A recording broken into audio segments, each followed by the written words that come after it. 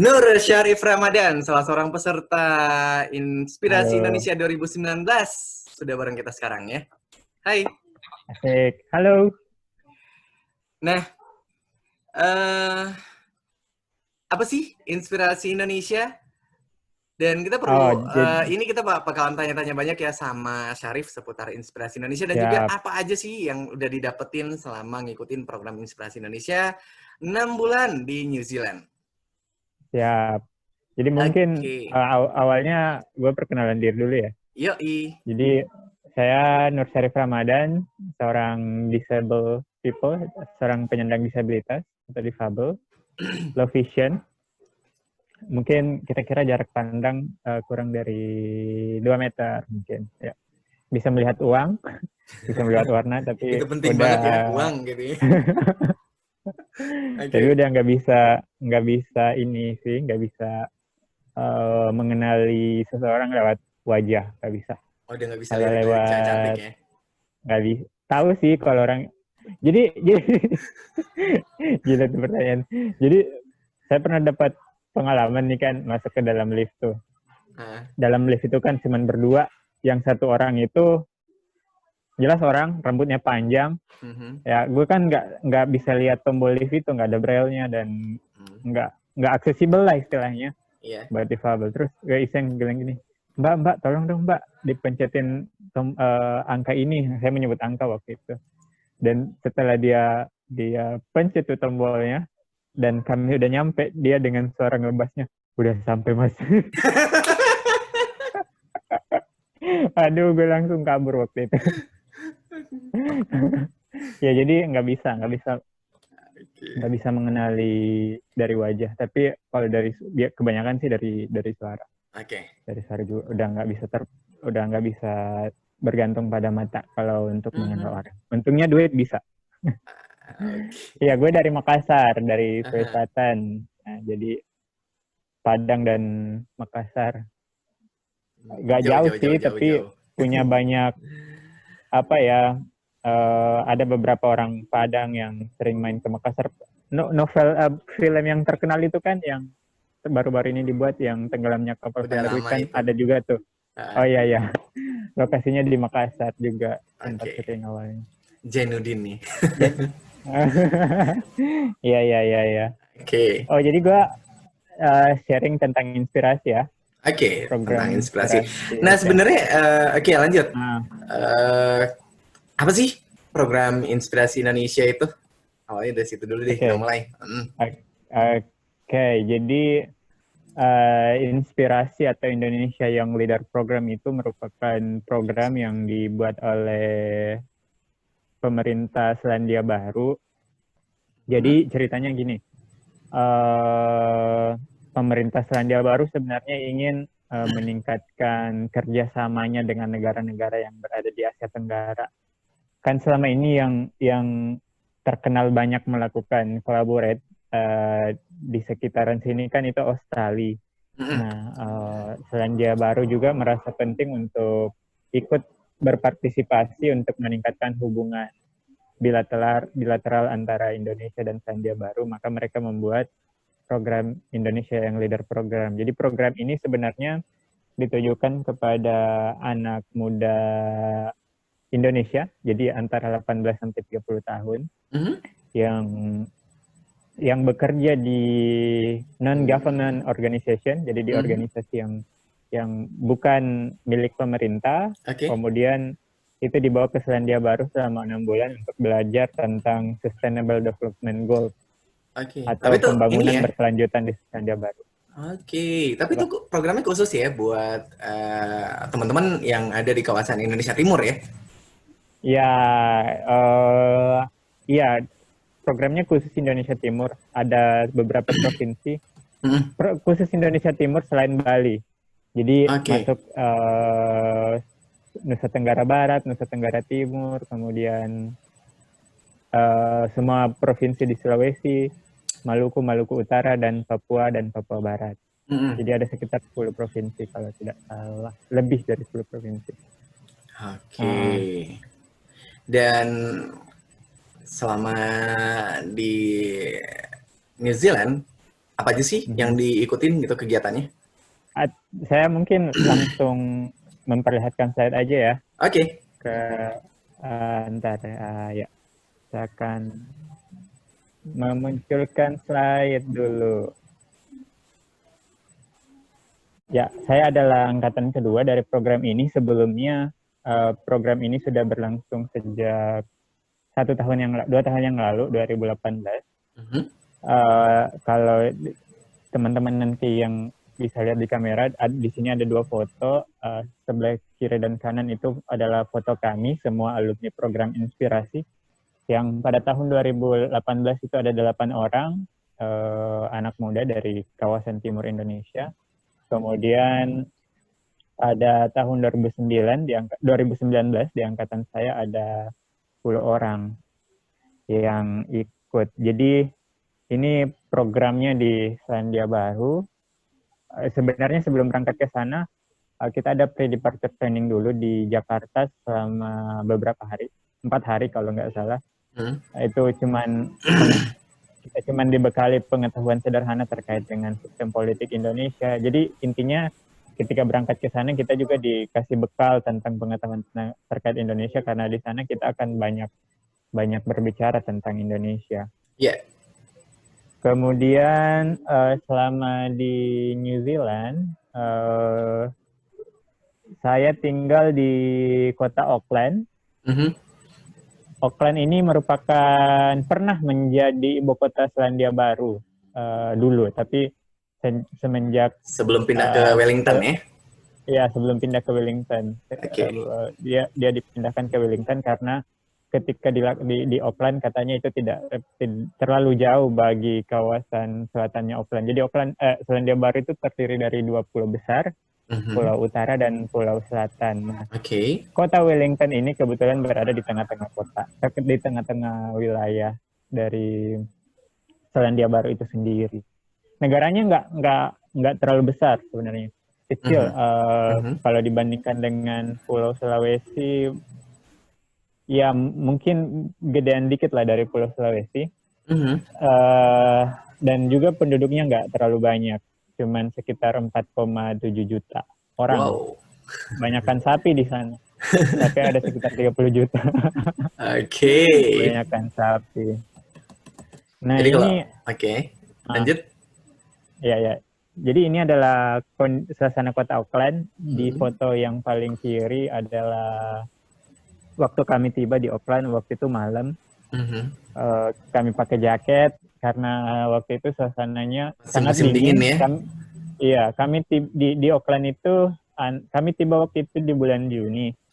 Dan khusus di bagian bumi bagian selatan itu musim dinginnya dia berada di antara Mei sampai Agustus. Jadi kami tiba di Juni pada saat musim dingin lagi di puncaknya. Dan waktu itu suhunya kami tiba di sana 8 derajat. Wow, dingin banget. Lumayan dingin. Ya itu pengalaman pertama juga waktu itu di sana, dan ya lumayan dingin. Saya waktu itu sudah mempersiapkan jaket dari Indonesia, jadi sebelum mendarat itu di atas pesawat kami sudah pakai jaket semuanya. Ya kayak gitu.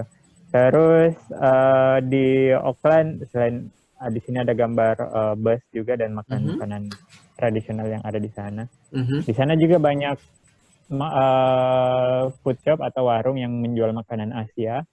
Di toko-toko juga banyak tersedia bumbu-bumbu masakan dari Asia. Jadi terus selama 6 bulan itu kami tinggal di rumah warga lokal, kayaknya menyebutnya host family di sana. Jadi salah satu tujuan program ini sebenarnya untuk meningkatkan kemampuan kami juga dalam berbahasa Inggris. Jadi selama 6 bulan kami harus stay di host fam. Jadi setiap hari ngomong bahasa Inggris. Ya, waktu itu saya tinggal dengan orang Selandia Baru, orang Inggris, dua-duanya sebenarnya pendatang dari Inggris, tapi bapak angkat saya waktu itu memiliki 2 warga negara Selandia Baru dan warga negara Inggris. Ya. Kemudian selama di sana kami belajar di kampus Auckland University of Technology. Ya. Jadi selama 6 bulan belajar di New Zealand, 3 bulan pertama selama 6 bulan itu kan ada 25 minggu. Jadi 2 minggu awal ada kami di sana orientation week. Yang dilakukan itu adalah berkunjung, melihat-lihat fasilitas yang dimiliki oleh kampus, kemudian belajar menggunakan alas transportasi publik yang ada di sana, kereta, bus, dan ferry. Kemudian berkunjung ke beberapa perpustakaan, kantor DPR, dan sebagainya. Setelah 2 minggu orientasi, 3 bulan selanjutnya atau 12 minggu berikutnya kami belajar bahasa Inggris di International House of Auckland University of Technology, belajar bahasa Inggris sama 12 minggu. Waktu itu kami bersepuluh dipisah, jadi kami belajar bersama mahasiswa-mahasiswa internasional lainnya. Waktu itu ada teman-teman saya dari Jepang, dari Korea, kebanyakan sih dari Jepang, Korea, dan Cina. Ada juga Asia dari Arab. Timur, ya. Amerika Selatan juga ada, dari Brazil, dari Paraguay, Argentina, Uruguay, Chile, banyak juga dari situ.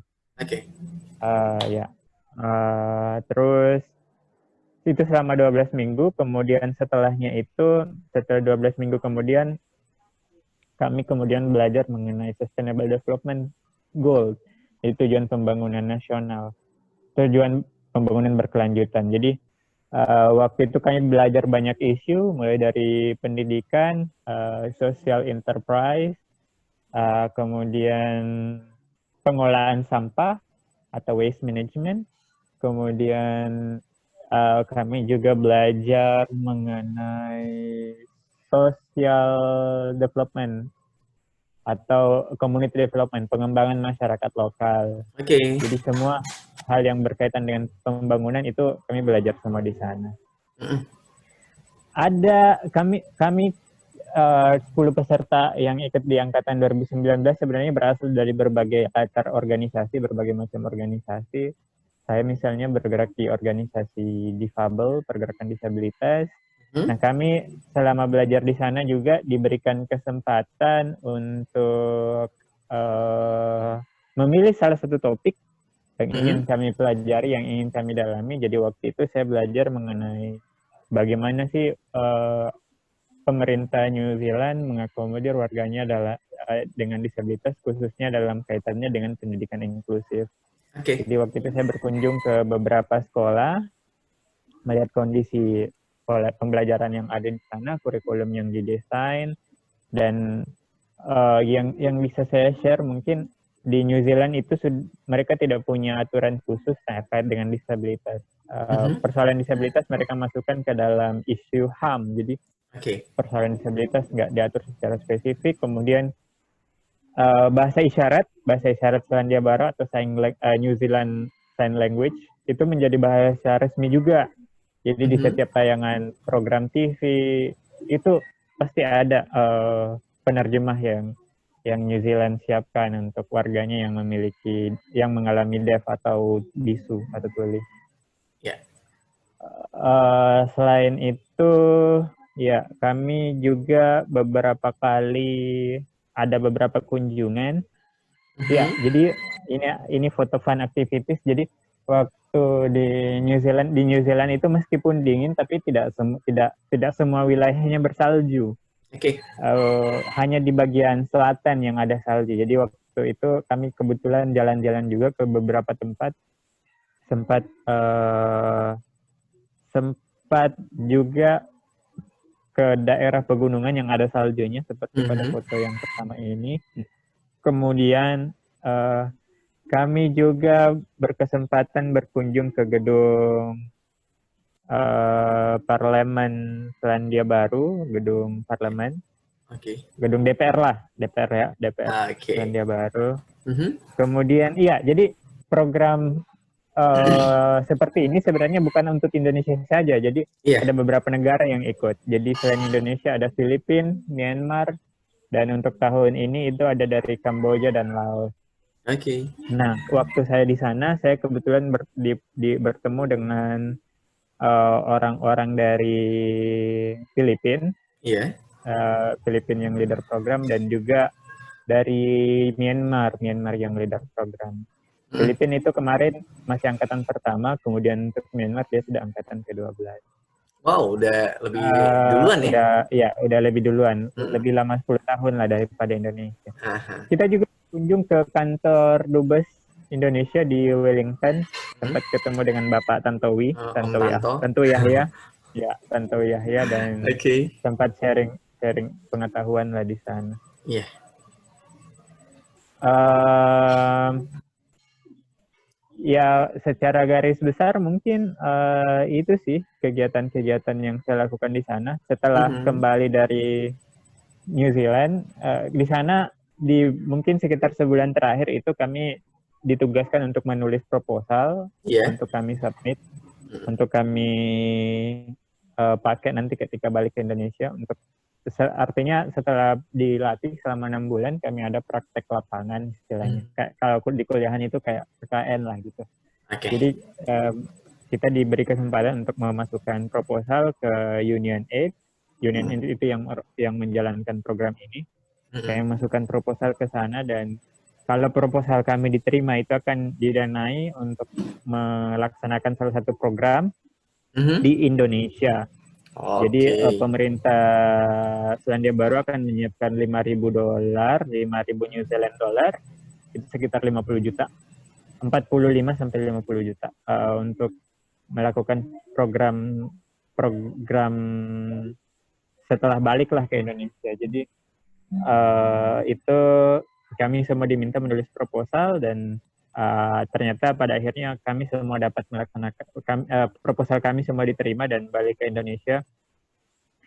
Kami sama-sama punya tugas untuk melaksanakan program yang kami usulkan di proposal itu selama kurang lebih setahun. Jadi Iya. sebenarnya saya sendiri ini sudah berlangsung programnya, tetapi karena ada pandemi, Mhm. sempat terhenti dulu. Jadi program saya itu adalah mengumpulkan cerita pengalaman dari mahasiswa disabilitas di Makassar, untuk kemudian nantinya saya jadikan buku, dan nanti dari cerita-cerita itu saya akan melakukan analisis dan akan mencari apa sih hambatan yang dialami oleh difabel di Makassar atau di Indonesia Timur dalam mengakses pendidikan, khususnya untuk pendidikan tinggi. Nantinya buku itu akan dijadikan alat untuk melakukan advokasi ke institusi pendidikan untuk bisa menyediakan fasilitas yang ramah yang bisa diakses oleh mahasiswa dengan Oke. disabilitas. Nah, Itu sih ya kalau kalau semuanya yang kalau lu kan gini ya, program lu yang terkait ah dengan difabel ya. Nah, kalau teman-teman yang ya. lain yang 9 orang lainnya kegiatannya Oh, oke. rata-rata apa aja tuh di situ? Ya, jadi 9 orang lain itu jadi ada satu orang teman saya dari Papua, dari Biak, dari Iya. Papua. Mhm. Dia kebetulan program yang dia dari organisasi masyarakat sipil juga yang fokus mengajar anak-anak muda di Papua untuk belajar bahasa Inggris.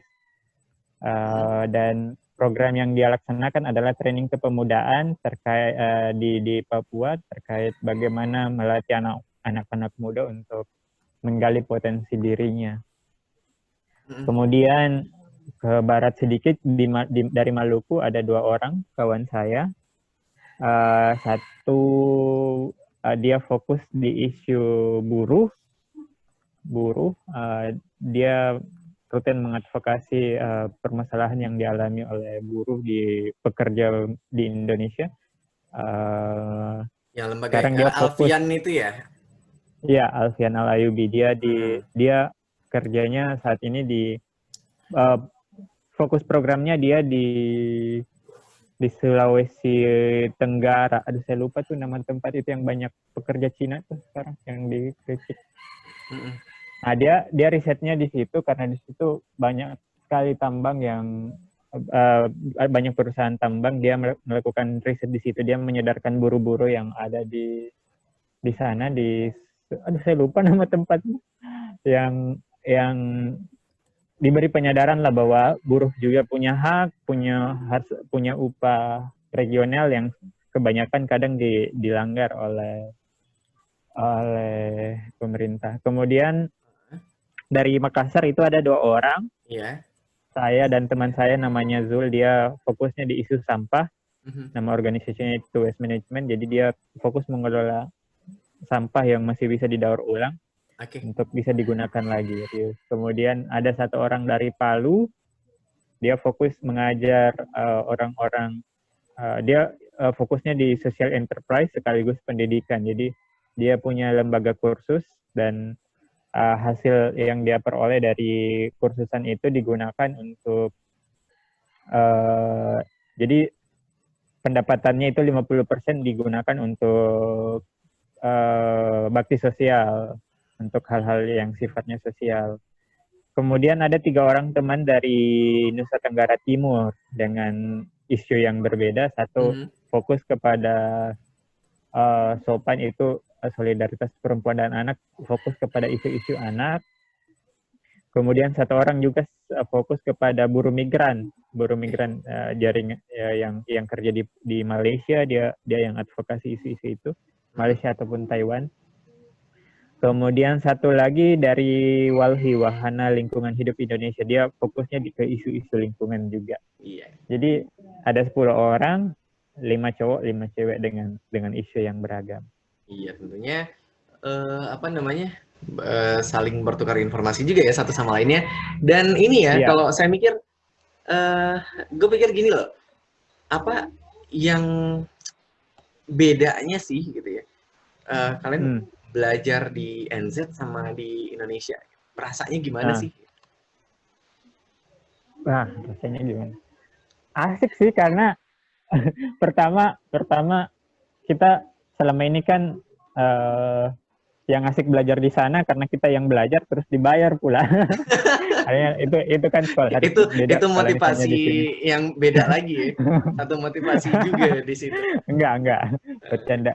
Jadi karena negaranya itu tenang dan dingin, jadi suasana belajar itu betul-betul nyaman. Minim lah gangguan-gangguan misalnya. Kemudian kita nggak ada jarak antara kami yang mahasiswa dengan dosen-dosen yang ada di sana. Jadi kalau mau panggil dia panggil nama aja, meskipun dia prof, dia nggak mau dipanggil prof, mau dipanggil nama aja. Jadi teacher saya itu ada 3 orang yang profesor. Mereka semua nggak mau dipanggil prof, panggil nama aja. Jadi kalau misalnya kita masuk ke kelas, saya mau nyapa dia, halo selamat pagi Sherin, nah, namanya tuh Prof. Sherin Graham Davis. Tapi kita ini kan lagi-lagi sebenarnya aja. karena ini ya faktor budaya ya. Kalau misalnya di sana budayanya membenarkan, kalau di Indonesia kayak gini dianggap nggak sopan loh gitu. Nggak sopan, ya betul. Tapi yang bagus dari itu, jadi kita sebagai siswa merasa tidak merasa segan ketika misalnya ada sesuatu yang belum kita pahami, kita nggak merasa takut untuk bertanya, dan dosen juga merasa mereka juga berusaha agar membuat kita nyaman dengan sistem pembelajaran yang ini bener loh Rif, kalau misalnya gue pikir gini ya, anak-anak terutama usia remaja ke atas sampai dewasa itu kalau misalnya masih diperlakukan sebagai anak, itu pasti akan lebih canggung dan nggak akan lepas gitu untuk bisa bener-bener nanya, bener-bener konsultasi, itu nggak akan bisa lepas. Kalau untuk remaja usia 14 tahun ke atas itu nggak bisa diperlakukan seperti kita memperlakukan anak-anak gitu ya dalam dunia pendidikan.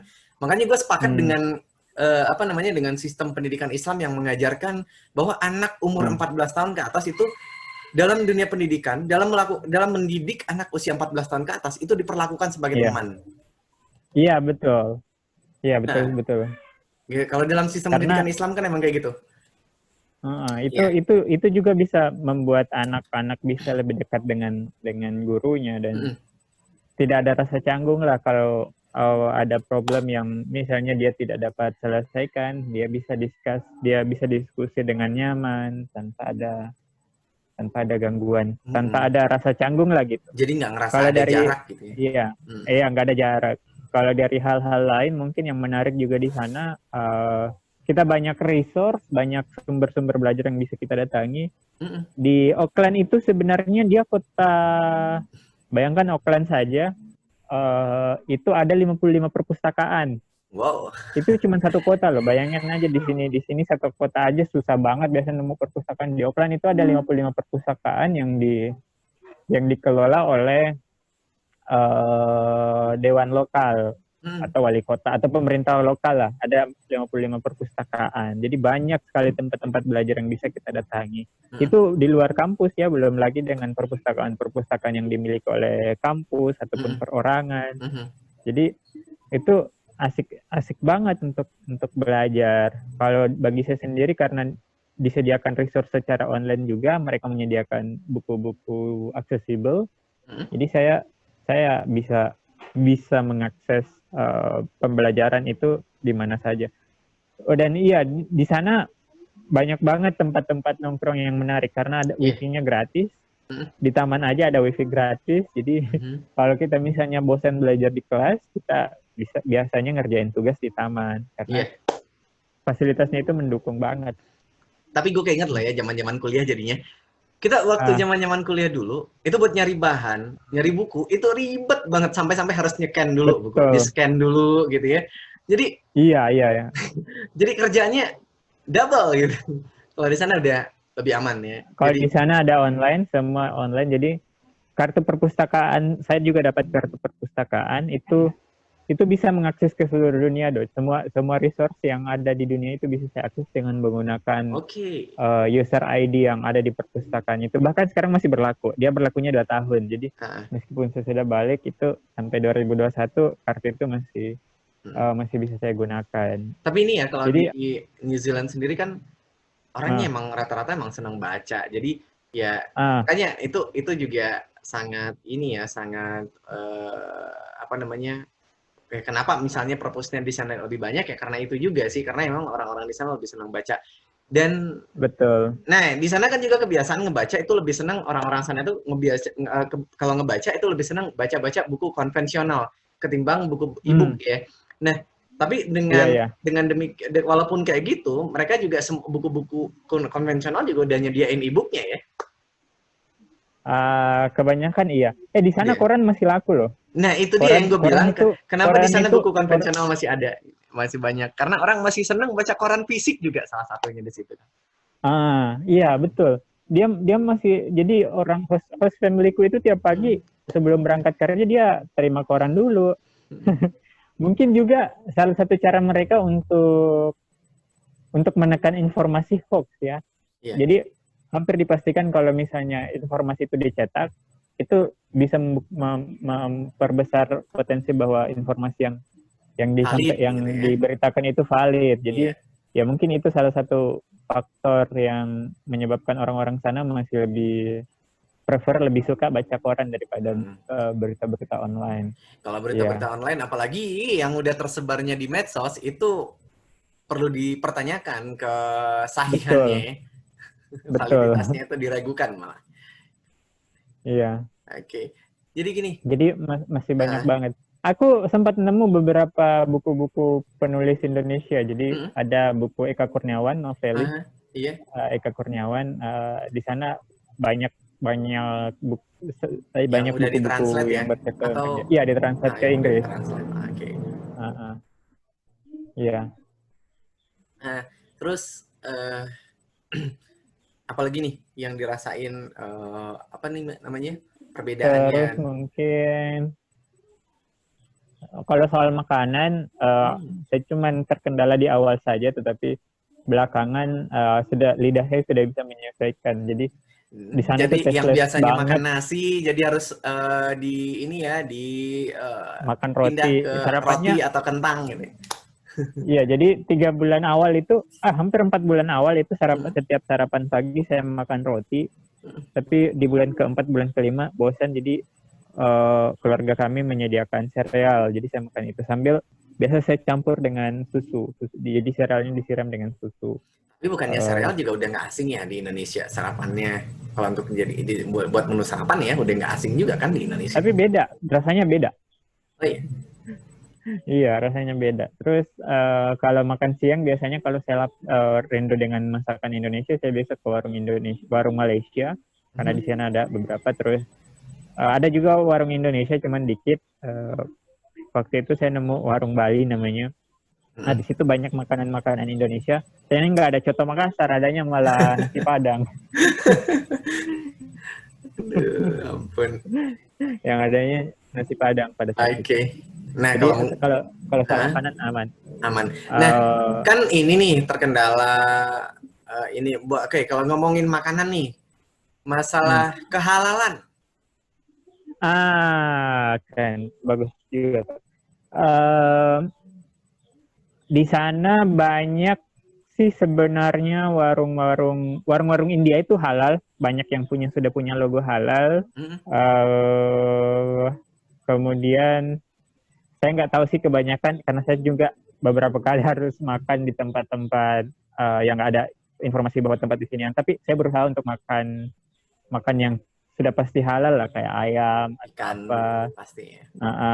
Uh, dan Kalau orang Makassar nggak aneh kalau di makan ikan nih. iya, kami tuh kebetulan host fam kami bukan Muslim, dia non Muslim juga, tetapi semenjak kami stay di rumahnya, mereka hanya sekali mungkin mereka nggak masak, malah mereka beli beli Hmm. beli makanan yang mengandung babi, tapi itu pun dipisah ininya wadahnya dengan kami. Selama kami ada di sana mereka tidak pernah beli kalau mau masak nggak pernah masak babi. Itu pun kalau jadi di sana itu orang warga New Zealand terbiasa belanja, kalau berbelanja itu mereka belanja untuk 1 minggu ke depan. Jadi tiap Sabtu kami juga diajak untuk berbelanja. Mhm. Biasanya uh, host fam kami itu memperlihatkan ini yang kami beli. Jadi mereka nggak pernah beli daging babi. Biasanya ikan, kambing, ayam atau sapi. Daging sapi kebetulan banyak di sana. Mhm. Jadi itu sih sempat sempat salah makan, tapi itu bukan di rumah. Jadi saya ikut salah satu event Mhm. yang saya mengikuti salah satu event, Mhm. dan itu tanpa sengaja saya memakan roti yang ternyata di dalamnya ada daging babi. Ya, jadi itu waktu setelah makan, aduh, saya dikasih tahu oleh teman yang dari Kupang waktu itu, oh itu Hah? ada daging ininya. Aduh, baru nyadar. Ya apa boleh buat, udah di dalam. Nggak Tapi sempat nanya dulu ya. alhamdulillah selain itu enggak. Banyak intinya banyak sih tempat-tempat yang kita bisa makan di sana yang terjamin halal. Banyak Hmm. warung Timur Tengah, Turki banyak, India banyak, Oke. masakan-masakan dari Arab juga banyak.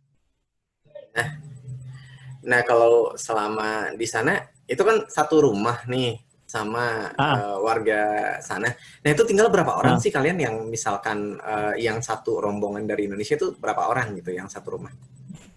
Tiap-tiap orang beda, tiap-tiap orang beda ini, Oh, jadi beda satu host fam. ya? Jadi kita Oke. kita dipisah, Iya, iya, iya, iya. kita dipisah, nggak bareng. Oh iya, sorry.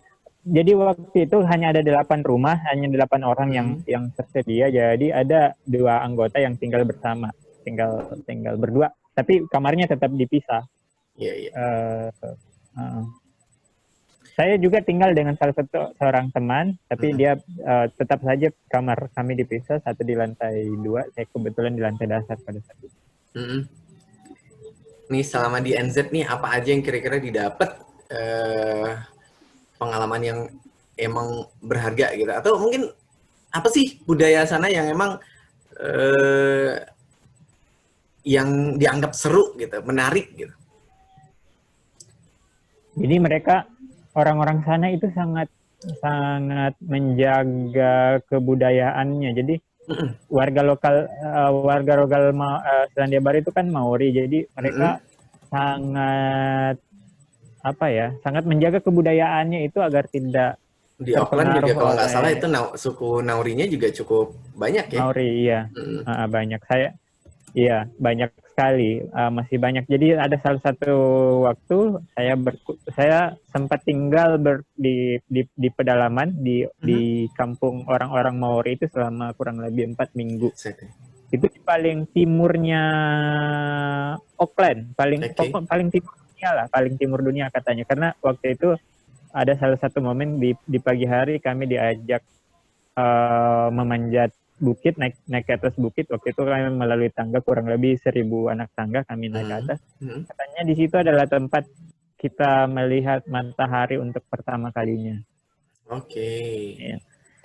Kemudian mungkin yang menarik juga budaya baca, betul banget Bu, di sana sangat sangat peduli banget dengan ilmu pengetahuan. Jadi saya sempat berkunjung juga ke perpustakaan yang di gedung parlemen, di gedung DPR Selandia Baru, Hmm. melihat koleksi-koleksi yang ada di sana. Jadi itu koran-koran lama yang diterbitkan di abad 18 Oke. itu masih Wow. ada di sana. Saya sempat melihat itu, dan buku-buku lama juga mereka betul-betul jaga, Hmm. betul-betul arsipkan dengan baik, dan itu menarik bagi saya karena anak-anak muda New Zealand kalau mau tahu tentang leluhur, tentang orang-orang terdahulu, itu cuman berkunjung ke tempat itu dan mereka bisa Hmm. belajar sama-sama.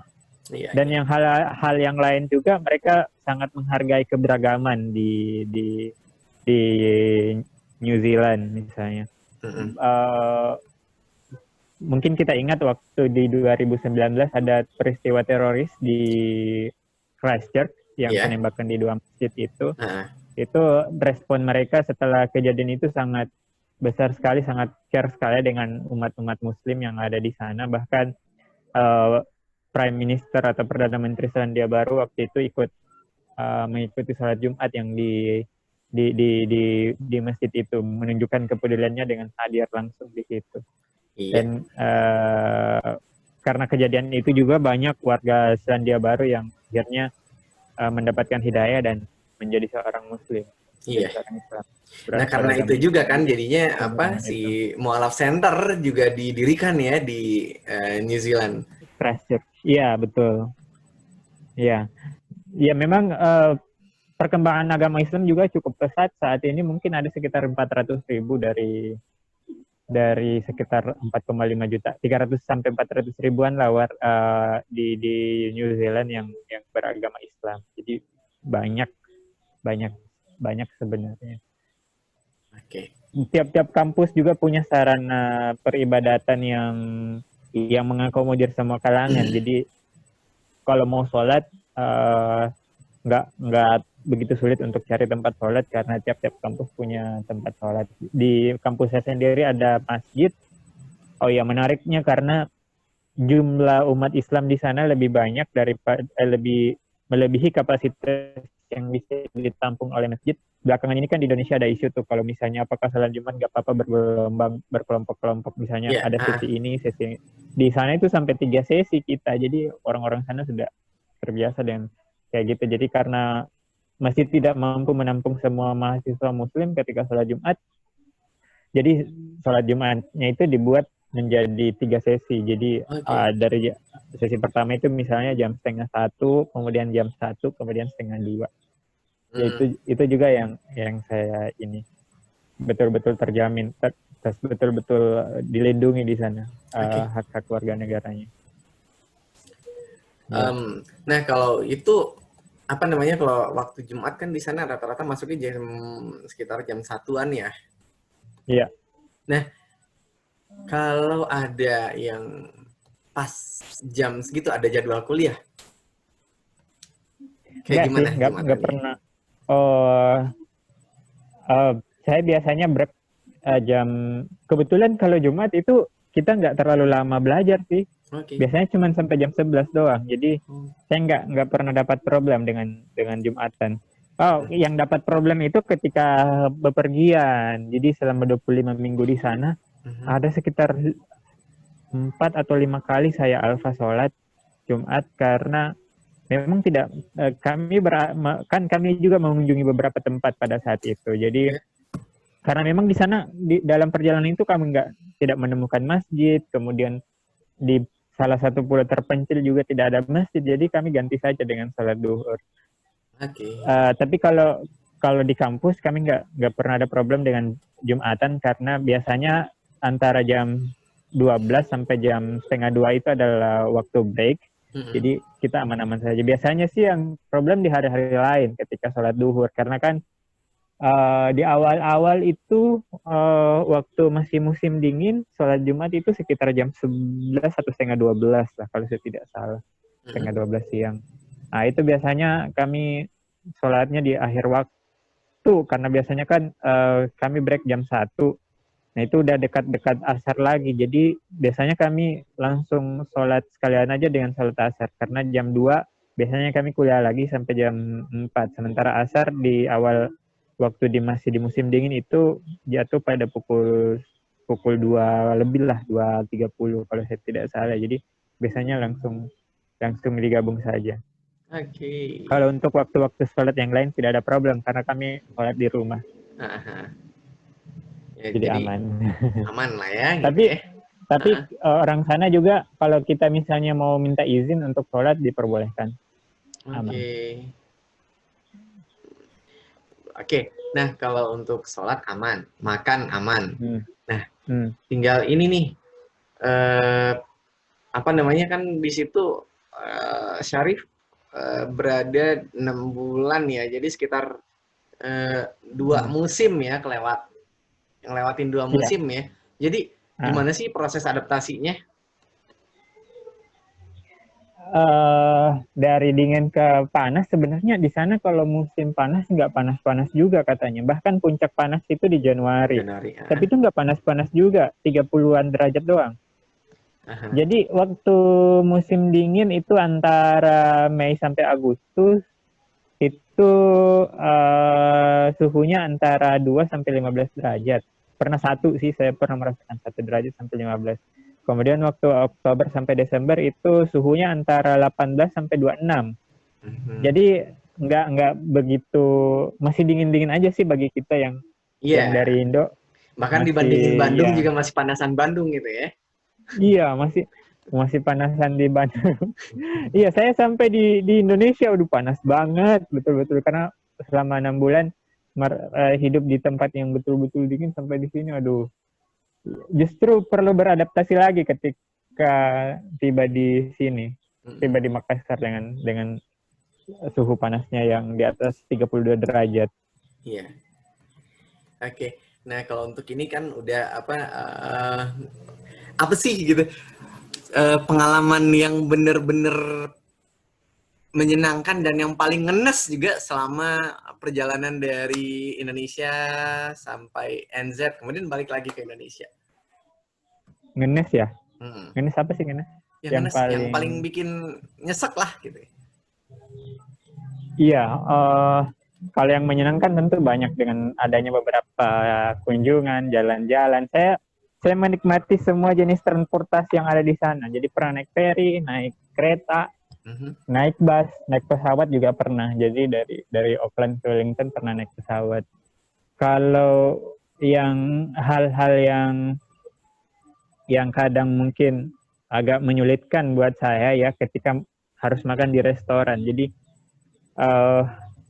itu iya yang kurang mungkin di sana itu mereka sangat sulit bagi saya untuk mengakses informasi menu-menu makanan yang ada di situ, dan itu pun kalaupun teman-teman bacain misalnya menu makanannya, saya masih belum ini apa sih nanti di sini.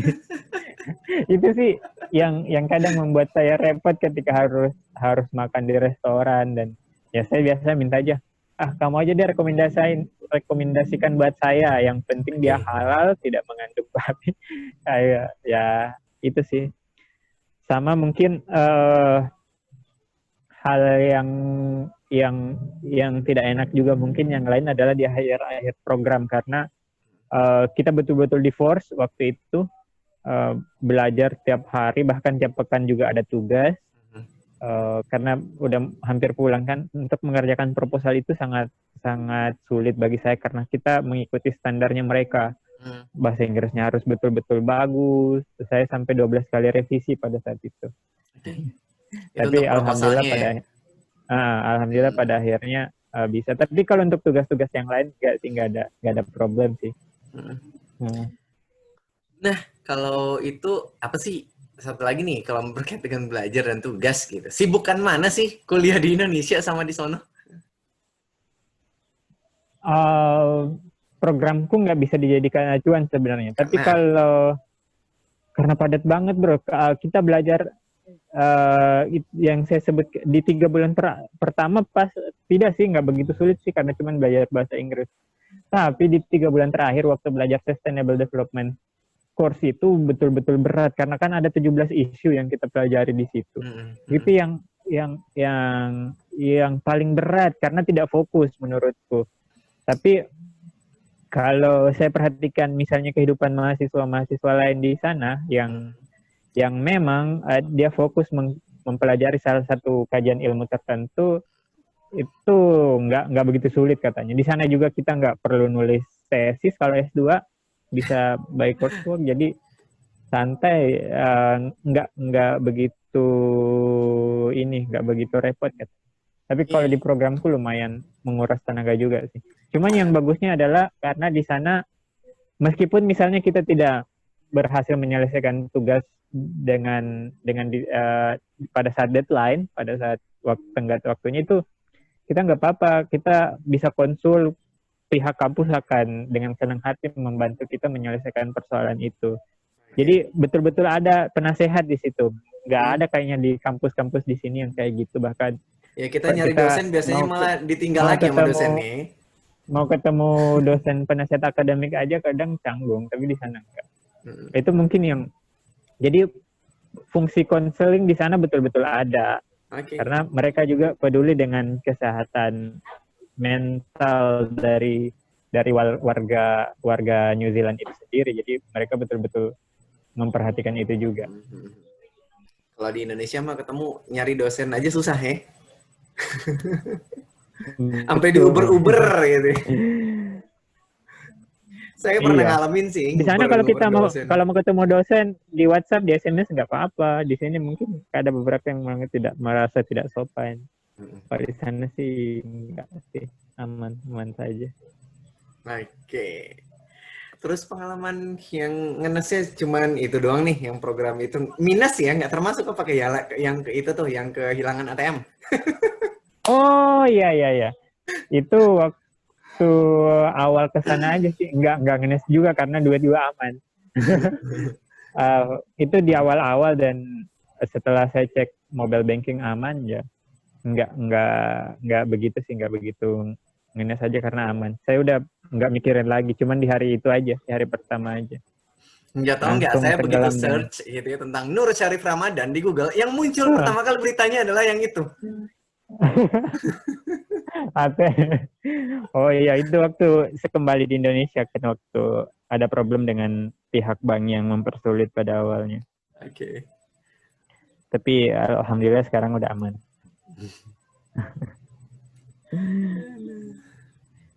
Jadi kalau nyari berita-berita tentang yang lain nih, tentang kegiatan-kegiatan yang dulu, atau Hmm. nyari yang ini, yang tentang inspirasi, itu udah ke bawah-bawah tuh. Hmm. Coba yang paling atas itu yang muncul di sana. Mungkin karena itu sempat viral juga pada saat itu, jadi dia Jadi paling kamu yang cepat. penasaran kasusnya apa, silakan searching aja sendiri ya. Ya. Nah, itu Itu sih yang menarik juga di sana karena kualitas udaranya masih bagus. Uh, Hewan kita itu kalau ya yang menarik di sana juga kalau kita jalan misalnya di pinggir jalan itu harus itu uh, kayak warga di sana sangat care juga terhadap binatang. Jadi kita bisa misalnya berpapasan dengan kelinci, bahkan burung-burung lokal di sana, seagull, istilahnya burung camar, itu jalan aja di trotoar dengan manusia, Oh. tidak merasa tidak takut dimangsa gitu. Saya tidak takut, saya tidak tahu kalau kucing, tapi kalau ada kucing, tapi kalau misalnya dengan kita mereka gak ramah-ramah saja. Jadi di sana juga mengakui adanya hak hewan, hak sungai, hak lingkungan. Jadi itu juga yang positif yang bisa dipelajari dari sana. Oke. Nah, kalau untuk hewan udah kayaknya udah hidupnya berdampingan aja gitu ya sama manusia. Jadi berdampingan aja. nggak ada ini ya, nggak ada apa namanya. Jadi hewan-hewannya nggak tersingkirkan gitu ya. Betul, betul bro. Oke. Nah, selain sapi nih, apalagi nih yang banyak di situ hewannya? Domba banyak, domba juga banyak. 3 jutaan juga, 20 sampai 30 jutaan juga ada domba di sana. Iya. Tapi nggak heran sih kalau untuk domba dan sapi ya, kalau di sana kan emang Bebek, untuk. di sana banyak banget bebek. Dan orang sana nggak makan itu. Nggak Jadi makan kalau bebek, banyak sekali. hmm, Jadi kalau populasinya udah banyak itu dibunuh gitu aja. hmm, hmm. Karena nggak dimakan kan. Kalau Dan itu jadi kalau banyak mau banget bikin bebek. ini ya restoran bebek di sana enak ya, tinggal ambil ya gratis. Enak itu orang-orang Cina bikin itu di sana. Restoran Cina sama Thailand. Oke. Ini nih sebelum kita close karena di sana udah maghrib juga ya di Makassar. Ah, Nah, ah. sebelum kita close, gimana sih awalnya kok bisa gitu? Kenapa saya sengaja terakhir ngasih Oh, pertanyaan ini emang sengaja ditaruh di terakhir ya karena emang ya mending dibikin apa namanya penasaran. di penasaran dulu gitu ya. Kenapa sih bisa kepilih jadi peserta inspirasi dan kayak gimana kok bisa awalnya eh, ikut program Ah, ini gitu loh. ah. Awalnya saya ragu ragu juga. Jadi dulu kan sebenarnya saya belajar bahasa Inggris, mempersiapkan sertifikat itu untuk S2 di Australia, Iya. untuk kejar beasiswa Australia Awards. Tapi waktu percobaan yang pertama, saya gagal di tahun 2018. Jadi saya dapat informasi tentang program ini itu kira-kira akhir 2018, sekitar November lah. Nah, saya coba-coba isi aplikasi dan menulis pengalaman kerja saya di Perdik.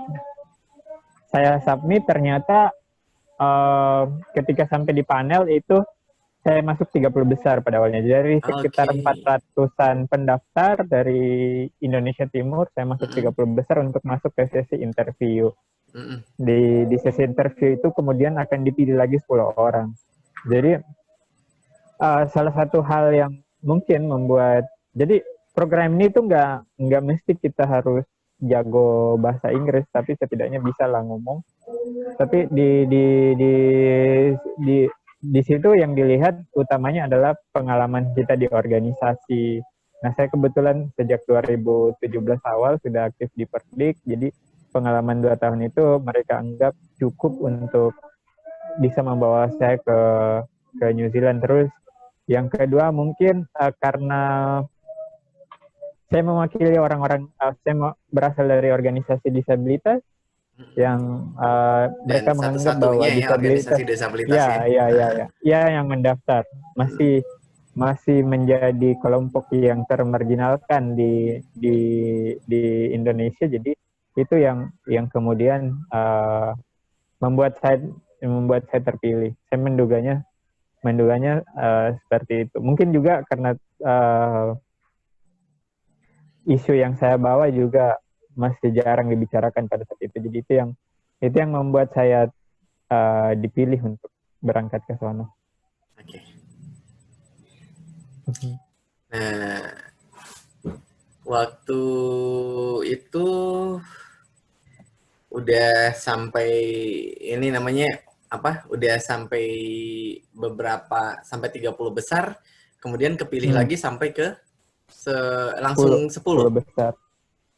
Ya, 10 besar. Jadi waktu tes interview itu ada 2 tes sebenarnya. Pertama tes pengetahuan bahasa Inggris. Oke. Karena banyak waktu kita mendaftar program ini itu kita diwajibkan untuk memasukkan sertifikat bahasa. Waktu itu saya masukkan IELTS, tapi banyak juga pendaftar yang memasukkan sertifikat TOEFL yang kata pengelola programnya itu masih diragukan. Makanya mereka membuat semacam tes bahasa Inggris dasar, dan dari situlah kemudian diseleksi, kemudian setelah itu dites interview.